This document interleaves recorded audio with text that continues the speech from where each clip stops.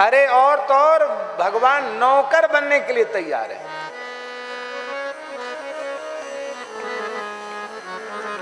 भक्त त्रिलोचन जी का चरित्र आता है। संत ज्ञानेश्वर के शिष्य थे भक्त त्रिलोचन जी, वैश्य थे, महाजन। वैश्यों में महाजन अटक वाले भी आते हैं, महाजन होते हैं ना। महाजन जैसे अलग अलग उपाधियां होते हैं, ऐसे महाजन भी होते हैं। वो महाजन थे, महाजनी का धंधा उनके यहां होता था। बड़े साधु सेवी थे, उनके कोई संतान नहीं थी। भगवान की कृपा से धन की कोई कमी नहीं थी, धंधा अच्छा था, महाजनी का काम बढ़िया था। ठाकुर सेवा और संत सेवा में ही उनका समय बीतता था और भगवान की भक्ति थी, इसलिए उनके मन में अभाव का भी अनुभव नहीं था। ओ बेटा बेटी क्या करना, नहीं हुआ तो नहीं हुआ। लेकिन एक बात की चिंता उनके मन में रहने लगी, त्रिलोचन जी के मन में। उनके मन में एक बात की चिंता रहने लग गई कि अब हम हो गए हैं बूढ़े और ठाकुर सेवा और संत सेवा नौकर चाकरों के द्वारा संभव नहीं, तो अपने हाथ के करने की चीज़ है। तो अब तक तो हम अपनी पत्नी के सहित साधु सेवा में खड़े रहते थे, अब हमारा शरीर ही बूढ़ा हो गया। अब ये संत भगवान घर में आते तो हैं पर वो स्वयं ही सब सेवा में लग जाते हैं, तो ये उनको सहन नहीं होता था। तो मन में सोचते थे कि हे प्रभु, कोई ऐसा भक्त सेवक मिल जाता जो चाहता मुँह मांगा हम उसको दे देते, लेकिन वो साधुओं की सेवा संभाल लेता, क्योंकि मेरा शरीर तो बूढ़ा हो रहा है और मेरी घरवाली भी बेचारी वृद्ध हो रही है, भक्तानी भी वृद्ध हो रही है। तो श्री त्रिलोचन महाजन जी के मन में बड़ी चिंता थी। पंढरीनाथ भगवान, पंढरपुर के ठाकुर जी सहन नहीं कर पाए। ये सत्य घटना है, भक्तमाल में कथा है। तो ठाकुर जी आ गए, बोलो भक्तवत्सल भगवान की। ये तो नटवर नागर हैं, विचित्र वेशभूषा बना लेते हैं, फटी सी कामरी, फटे पुराने कपड़े, 15-16 साल की उम्र, केस घुंघराले, स्वरूप तो खूब सुंदर, पर ऐसे जैसे महीनों से नहीं नहाया हो। शरीर पर धूल मिट्टी चढ़ी है, केस उलझ के जटा जैसे हो गए हैं, टूटी सी पानही है, टेढ़ी बेड़ी लकड़ी लिए हैं। और त्रिलोचन जी बैठ करके जब भी कर रहे थे रो भी रहे थे कि प्रभु साधु सेवा में कमी नहीं आनी चाहिए, संत सेवा के लिए कोई सेवक मिल जाता तो अच्छा था। तब तक ठाकुर जी आए।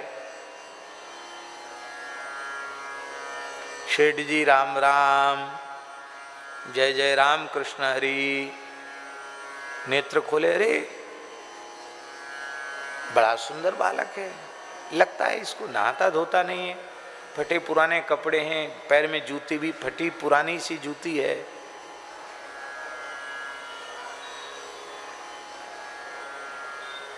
कहा बेटा तुम्हारा नाम क्या है?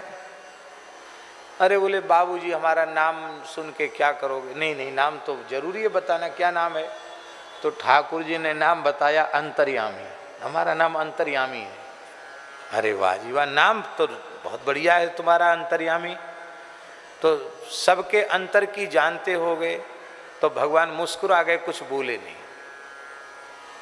पर अच्छा तुम कहाँ रहते हो? तो भगवान बोले कि अब हम कहाँ बता दें कि हम कहाँ रहते हैं, माने भगवान तो सब जगह रहते हैं, तो कैसे बतावें कहाँ रहते हैं?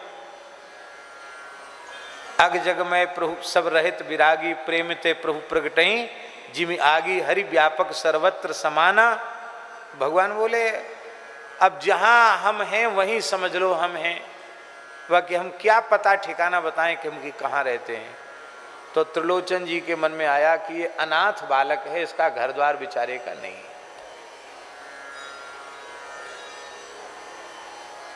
बोले तुम्हारे माता पिता का परिचय? तो भगवान बोले हमारे मैया बाप होते तो हमारी ये हालत होती। हाँ ये भी बात ठीक है, मैया बाप होते तो ये हालत नहीं होती।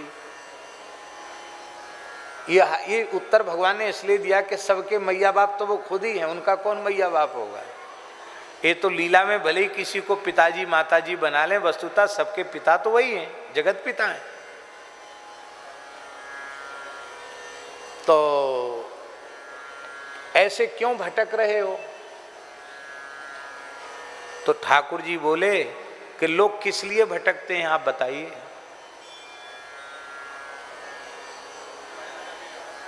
तो सेठ जी बोले, त्रिलोचन जी बोले धंधा पाने के लिए लोग घूमते हैं, तो बस इसलिए हम धंधा मिल जाए, 2 पैसा का कहीं कुछ रोजी रोटी मिल जाए, धंधा मिल जाए, इसलिए हम घूम रहे हैं। तो कुछ काम करना जानते हो? ऐसा ही होता है कि नौकर कोई आता है तो ऐसी बातचीत, कुछ काम करना जानते हो? किस काम में तुम्हारी योग्यता है? बोले हमको चारों वर्ण और चारों आश्रमों की क्या मर्यादा है, उनका क्या खान पान है, क्या उनकी रेख टेक है, सब मुझे मालूम है। अच्छा।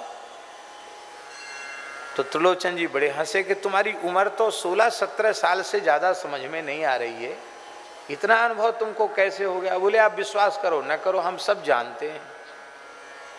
तो साधु सेवा करना आता है? तो ठाकुर जी बोले साधु सेवा करते करते मेरा जन्म बीत गया।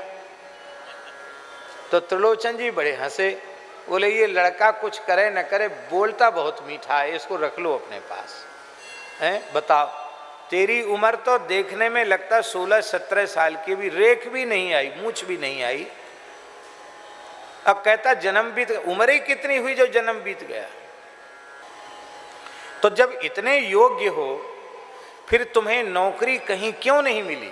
कुछ न कुछ खोट तुम्हारे में जरूर है, जो इतने योग्य होने पर तुमको नौकरी नहीं मिली। बोले हाँ एक खोट है हमारे में, हम काम से पीछे हटते नहीं हैं, सब काम करते हैं हम, पर हमारे बारे में कोई शिकायत करने लग जाए तो वहां रहते नहीं हैं। क्या शिकायत? बोले हम बहुत खाते हैं, पेटू हैं, खाते ज्यादा हैं हम। तो त्रिलोचन जी हंसने लगे, बोले घर में अन्न धन की कमी नहीं है, कितना खाते होगे, बच्चे हो? तो भगवान बोले खाऊं 5-7 शेर, 5 शेर खा जाता हूं मैं, नहीं तो ठीक से खिलाओ तो 7 शेर तो कम से कम खा ही जाता हूं। आप लोग कहेंगे भगवान ने ऐसी बात क्यों कही? बहुत ध्यान से सुने, ये बात शास्त्र की बात है, लिखने योग्य और समझने योग्य बात है। घर में यदि आपने ठाकुर जी की प्राण प्रतिष्ठा की है तो प्राण प्रतिष्ठित विग्रह को 5 शेर से कम भोग नहीं लगाना चाहिए, कम से कम 5 शेर या 7 शेर भोग सामग्री सामने पधरानी चाहिए, अन्यथा भगवान का विग्रह पधराने में दोष लगता है। ये नहीं कि अब तो हम घर में 2 ही आदमी खाने वाले हैं, अब 2 रोटी वो खाते, 2 रोटी हम खाते हैं, 4 रोटी बना के भगवान को भोग लगा दो। तो भगवान ने कहा हम 5-7 शेर खाते हैं, मंदिरों में ये भोग लगाने की शास्त्रीय परंपरा है। तो भगवान बोले हम 5-7 शेर खाते हैं। तो त्रिलोचन जी बोले ऐसा है, 5 और 7 कितने होते हैं? कितने होते हैं? बोले आप 10 शेर 12 शेर खाओ, हमारी तरफ से कोई कमी नहीं, 20 शेर खाओ भले ही, पर साधु सेवा में कमी नहीं आनी चाहिए। भगवान ने सोचा बड़ा उदार भगत है, कंजूस तो बिल्कुल नहीं है, तो थोड़ा प्रश्न पत्र और कठोर कर दिया ठाकुर जी ने। ठाकुर जी बोले देखो ऐसा है, हम तो सबकी सेवा करेंगे, ठाकुर जी की भी आपके घर में सेवा करेंगे, संतों की भी सेवा करेंगे, आपकी भी सेवा करेंगे, लेकिन हमको रोटी बना के माता जी को खिलाना पड़ेगा। जो आपकी गृहिणी है ना भक्तानी, उनको हमारे लिए बनाकर खिलाना पड़ेगा। तो त्रिलोचन जी की गृहिणी तो बेचारी अब तक बनाती ही थी साधुओं के लिए रसोई। तो त्रिलोचन जी ने अपनी गृहिणी से कहा, ध्यान से सुने, त्रिलोचन जी ने अपनी गृहिणी से कहा कि सेवक तो एक मिल गया है, लेकिन इसने विचित्र शर्त रख दी है, ये सबको बना के खिलाएगा पर इसको तुम बना के खिलाओगी। माता जी बड़ी सरल थी, त्रिलोचन जी की पत्नी बहुत भक्त थी। अरे बोले कोई बात नहीं, लोग कहते तुम्हारे बेटा नहीं बेटा नहीं, इससे अच्छा बेटा कहाँ मिलेगा, इसी को बेटा मानकर खूब बना बना के खिलाऊंगी। त्रिलोचन जी बोले ये इसने पहले कह दिया खाऊं 5-7 शेर, 5-7 शेर खाता हूं। तो पत्नी थोड़ी सकुचाई तो सही, लेकिन फिर उनको नहीं नहीं कोई बात नहीं, इससे ज्यादा तो मैं रोज ही बनाती हूं, बना के खिला दूंगी, क्या है। भगवान ने कहा जिस दिन ये बात कह दोगी कि ये बड़ा पेटू है, बहुत खाता है, हम भाग जाएंगे। बोले हम क्यों कहेंगे ये बात। अब ठाकुर जी ने त्रिलोचन जी के यहाँ, महाराष्ट्र की घटना है, त्रिलोचन जी के यहाँ ठाकुर जी ने 13 महीना सेवा की नौकर बन के। कितने महीना? सब तरह की सेवा, चौका बर्तन से लेके झाड़ू बुहारू से लेकर सब सेवा। कहां तक कहें त्रिलोचन जी की भी मालिश कर देते, उनका भी कपड़ा धो देते, उनको बढ़िया चकाचक रखते। और भगवान के लिए क्या कठिन है, भगवान के आने से रिद्धि सिद्धि भी बहुत बढ़ गई, साधु भी बहुत आने लगे, उत्सव महोत्सव बहुत होने लगे।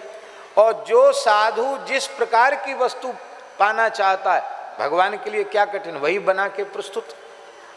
अब प्रत्येक साधु को यही अनुभव होता कि अंतर्यामी तो हमारी ही सेवा में दिन रात रहता है। जय जयकार होने लगी, बोले भाई सेठ जी के यहाँ तो आनंद हो गया, लगता अष्ट सिद्धि नवनिधि नहीं के घर में रहती है। ओ कथा कीर्तन उत्सव महोत्सव होता रहता है, बहुत आनंद है। अब तो सेठ जी की झुर्रियां भी पता नहीं कहाँ चली गई, अब तो चमक आ गई है, माला लेके अपने प्रेम से भजन करते हैं। त्रिलोचन जी तो अब क्या कहना, बहुत बढ़िया। अरे महाराज 1000 लाख बेटा मिलाकर भी ऐसा बेटा नहीं हो सकता जैसा नौकर मिला है इनको। अब भगवान बोले हम और कुछ नहीं चाहिए, हमको कपड़ा दे दो, भोजन दे दो। अब बढ़िया सुंदर उबटन लगा के स्नान कराया, सुंदर कपड़े पहना दिए। ठाकुर जी तो ठाकुर जी सुंदर लगने लगे। 13 महीना सेवा करते करते बीत गया। एक दिन त्रिलोचन जी की गृहिणी पड़ोस में गई तो माताओं में चर्चा होती ही है। उन्होंने कहा अरे बहन आपके यहाँ तो अंतर्यामी क्या आया है, भगवान ही आ गए महाराज, ऐसी रिद्धि सिद्धि घर में हो गई है, सब और नगर में सेठ जी की जय जयकार हो रही है। सेठ जी की तो रंगत ही बदल गई है, पर तुम तो जैसे पहले लट्टी दूबरी थी ऐसी ही है वो, तुम्हारे कोई फर्क नहीं है। तो उन्होंने कहा अब उनको करने ही क्या पड़ता, कुछ नहीं करना पड़ता, खाली माला फेरते हैं, भजन करते हैं, थोड़ा बहुत कोई धंधे पानी की बात है वो देख लेते हैं, अब उनको कोई काम नहीं है। पर आपको भी तो काम नहीं होगा, अंतर्यामी सब कर लेता होगा। अब वो बेचारी उनसे मुंह से निकल गया कि नहीं यही तो बात है, अंतर्यामी सब करता पर अंतर्यामी की सेवा हमको करनी पड़ती है। अच्छा क्या सेवा? हाथ पांव दबाना, कपड़ा धोना, वो ये कुछ नहीं, उसको भोजन कराना पड़ता है बना के। अरे बहन क्या खाता होगा, 16-17 साल का ही तो लड़का है, 2-4 रोटी खाता होगा। अरे कुछ मत पूछो, 5 शेर 7 शेर एक बार में ही जय सिया राम वो खा जाता है। अच्छा देखने में तो नहीं लगता कि इतना खाता है। हाँ खाता तो खूब है। अभी बेचारी उसके मुंह से निकल गई। ठाकुर जी अंतर्धान हो गए। ठाकुर जी जब अंतर्धान हो गए तो त्रिलोचन जी बहुत दुखी हुई, उनकी पत्नी बहुत दुखी हुई, खाना पीना छोड़ दिया, रोने लगे। घर घर जाके पूछते मेरा अंतर्यामी कहाँ है। अंत में निश्चय किया प्राण ही त्याग देंगे तो साक्षात ठाकुर जी आ गए। बोले हम तो सदा से संतों की नौकरी करते हैं, हम आज भी तुम्हारे नौकर बनकर आने के लिए तैयार हैं। अब तो और रोने लगे त्रिलोचन जी। बोले जगन्नाथ जगतपति लक्ष्मीपति वैकुंठनाथ को, रुक्मिणी नाथ को मैंने अपने घर में नौकर बनाकर रखा, मेरे पैर दबाए आपने, मेरे बर्तन साफ किए, रसोई बनाई। प्रभु मैं बहुत अधम हूँ। भगवान ने कहा, हृदय से लगाया, बोले हम तो बहुत प्रसन्न हैं तुम्हारे ऊपर। श्री भक्तमाल में नाभाजी ने त्रिलोचन जी को चंद्रमा कहा है, भक्त जगत का चंद्रमा, भक्त नक्षत्र के समान है। तो इस कलिकाल के भक्तों में नाम त्रिलोचन शिष्य सूर शशि सदृश उजागर, नामदेव जी का भक्ति जगत का सूर्य कहा और त्रिलोचन जी को भक्ति जगत का चंद्रमा कहा। श्री त्रिलोचन जी के पद गुरु ग्रंथ साहब में है। सिखों का पवित्र ग्रंथ जो गुरु ग्रंथ साहब है उसमें भी श्री त्रिलोचन जी के पद सम्मिलित किए गए हैं, नामदेव जी के पद भी सम्मिलित किए गए हैं। माने आप ये विचार कीजिए कि उस काल के कितने बड़े संत हुए श्री त्रिलोचन जी महाराज। कोई हमारे जैसे विरक्त बाबा जी नहीं थे, वैश्य थे, गृहस्थ थे, परिवार में रहते थे, पर उनकी ख्याति कितनी हुई होगी कि सिखों के पवित्र ग्रंथ गुरु ग्रंथ साहब में भी त्रिलोचन जी की वाणी को आदर पूर्वक स्थान मिला।